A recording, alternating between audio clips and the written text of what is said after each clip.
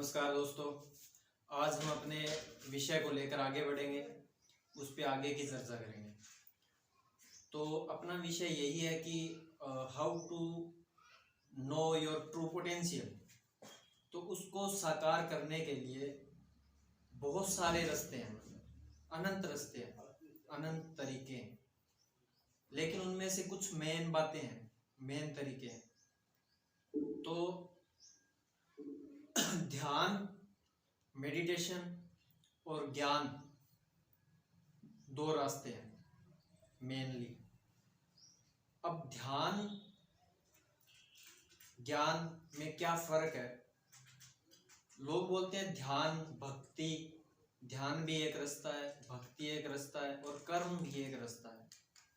तो एक्चुअली सब मिलकर बन तो ध्यान ही जाएंगे। जब हम डिस्कस करेंगे तो हमें पता चलेगा कि कैसे ये होगा। लेकिन मैं ये कहता हूं कि जो ज्ञान है वो मूर्खों का मार्ग है। ज्ञान इज द वे ऑफ फूल्स, क्योंकि ज्ञान में एक आदमी को हर चीज का आंसर चाहिए। वो क्वेश्चंस पूछेगा, उसको आंसर चाहिए, उत्तर चाहिए, लेकिन हर चीज का उत्तर होना जरूरी नहीं है। ये एक फुलिश चीज है। मतलब हर चीज का वो उत्तर चाहिए उसको, वो फिर साइंटिफिक हो गया, लॉजिकल हो गया। और लॉजिकल आदमी कहीं नहीं पहुंचता कभी भी। उसको लास्ट में अगर वो ज्ञान के मार्ग पे चलेगा तो उसको अपना ज्ञान एक मार्ग है, बस उसको अपना ज्ञान बाहर छोड़कर अपने अंदर घुसना होगा। अल्टीमेट गोल अपने अंदर ही घुसना है। तो ज्ञान का जो रास्ता अपनाएगा वो मूर्ख ही होगा, मूर्खों का रास्ता है ये। और जो भक्ति का जो रास्ता है वो पागलों का रास्ता है। उस पे बस वो बोलेगा कि मुझे इधर जाना है, बस ये चाहे जंगल है, चाहे ये वीरान है, चाहे रेगिस्तान है, मुझे इधर जाना है।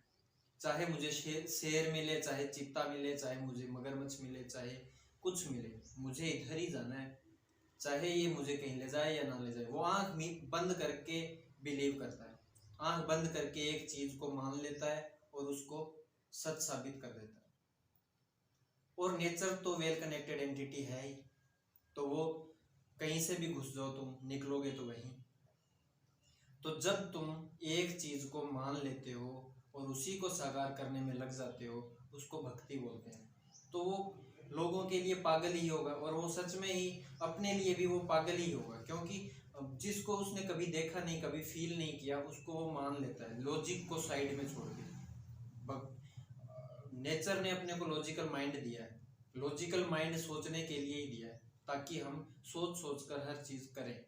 लेकिन वो अपने लॉजिकल माइंड को पीछे छोड़कर उस चीज से ऊपर उठकर उस चीज को प्राप्त करना चाहता है जो उसका लॉजिकल माइंड उसको इजाजत ही नहीं देता।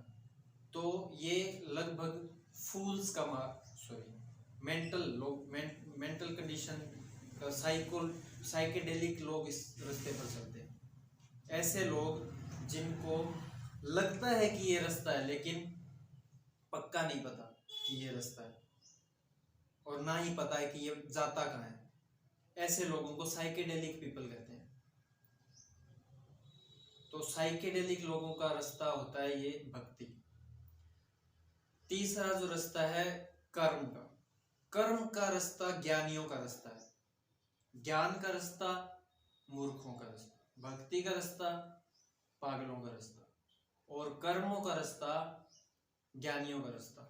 वो ज्ञानियों का इसलिए है क्योंकि कर्म बहुत छोटा होता है। हम पूरी नेचर से जुड़े हुए लोग हैं। हम कुछ भी करते हैं उसका एक रिजल्ट होता है। उस रिजल्ट को जानने वाला बहुत ही सेंसिटिव आदमी होता है। उसको पता होता है कि क्या करने का क्या रिजल्ट होगा। उसकी आत्मा से उसकी कनेक्शन इतनी बॉन्डिंग होती है ज्यादा कि वो नेचर से सारे रिजल्ट्स को, जो नेचर के अलाइंड होता है जो चीज, वो काम करेगा। एक स्टेप पे दो रास्ते उसको दिख रहे हैं, दो डिसीजन लेने पड़ रहे हैं, तो वो डिसीजन लेगा जो नेचर के साथ अलाइनमेंट में, वो सही कर्म है। बाकी अपने कहीं शास्त्र कहीं चीज में कोई कर्मों की लिस्ट नहीं है। कि ये कर्म अच्छे हैं और ये कर्म बुरे हैं, इस कर्म का ये फल है, इस कर्म का ये फल है। कभी ऐसी लिस्ट नहीं बन सकती, क्योंकि इनफिनाइट सिचुएशंस, इनफिनाइट डिसीजंस और इनफिनाइट कर्म होते हैं लाइफ में। हर इनफिनाइट तरह की सोच होती है लोगों की, तो कभी भी इस चीज का पूरा पूरा पक्का पक्का लिस्ट नहीं बनाई जा सकती कि ये कर्म सही है और ये कर्म गलत है। हु विल डिसाइड राइट और रॉन्ग? कौन बताएगा कि ये सही है या गलत है? तो एक्चुअली कर्मों को जो जानता है कि ये करने से वो अपनी सेल्फ नेचर को प्राप्त कर ले, कर्म कर करके छोटे छोटे कर्मों की एक जमा पूंजी इकट्ठी करके एक बहुत बड़े टारगेट को अचीव कर लेता है, साथ में काम भी करता जाता है लाइफ में, तो वो बहुत बड़ा आदमी है, उसका उसमें ज्ञान है। और मैं उसी को सही तौर पर ज्ञानी कहता हूँ कि वो ज्ञानी है, उसने माइंड लगाया है, उसने दिमाग लगाया है कहीं। बाकी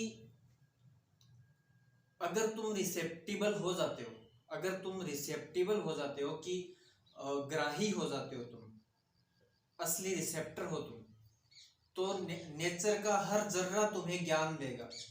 तुम्हें गुरु हर बार नहीं बताएगा, गुरु हर जगह बताने के लिए खड़ा नहीं होगा, कहीं कहीं या ज्यादा टाइम तुम्हें अपने ही सोचना पड़ेगा, अपने इंटेलेक्ट से काम करना पड़ेगा।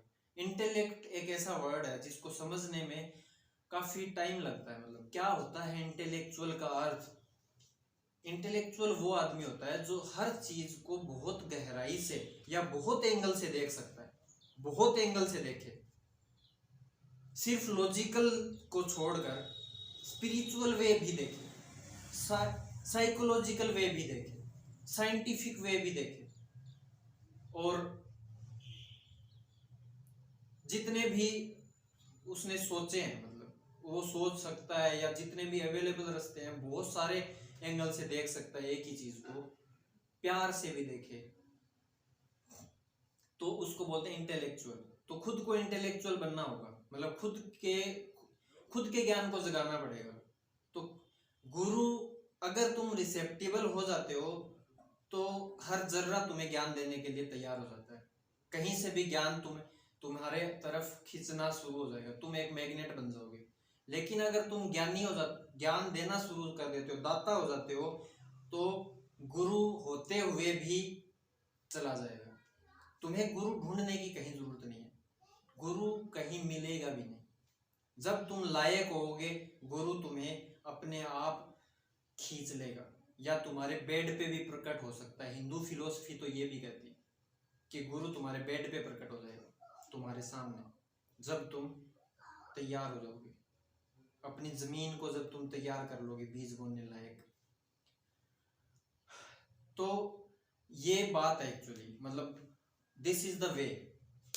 बाकी ध्यान क्या है, ध्यान कैसे काम करता है, वो ये है कि ध्यान, मुझे लोग पूछते हैं कि आप किसका ध्यान करते हो, तो मुझे ये बात सुनते ही हंसी आ जाती है। मतलब तो ध्यान किसी चीज का नहीं करते होते, ध्यान तो शून्य का होता है, कुछ नहीं का ध्यान करना होता है। Meditation is a way, is very beautiful way.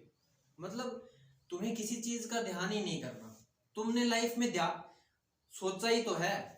It's not about concentrating, it's about D concentrating. जहां जहां तुम्हारा माइंड चल रहा है, जहां जहां तुम्हारी चेतना लगी हुई है, जहां जहां तुम्हारी सोच जब बह रही है, उसको वहां से हटा के, वही ध्यान है।